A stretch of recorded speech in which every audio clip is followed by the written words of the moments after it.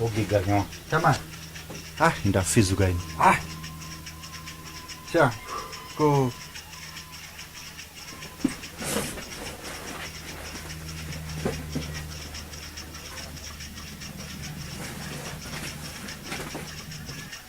Lunch kasha.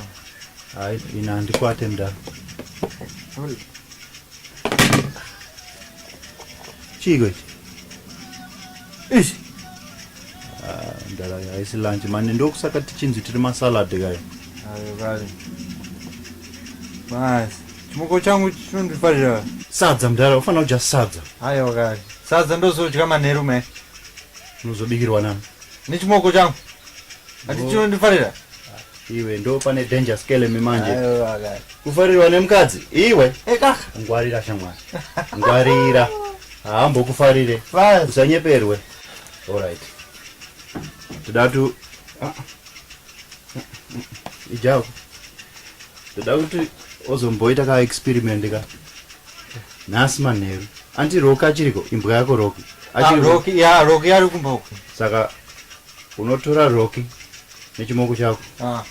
Mwavharira wese vari tu muno. Ya. Mubuki muno. Iwo enda kubawa. Ini man. Right.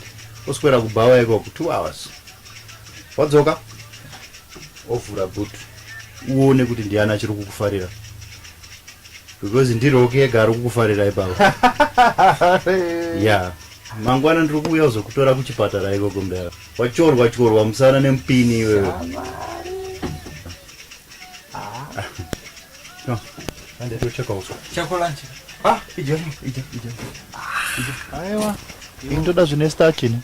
Iwe hamena hako. Uda kuuraiwa nehonga zine chimoko chako iwe.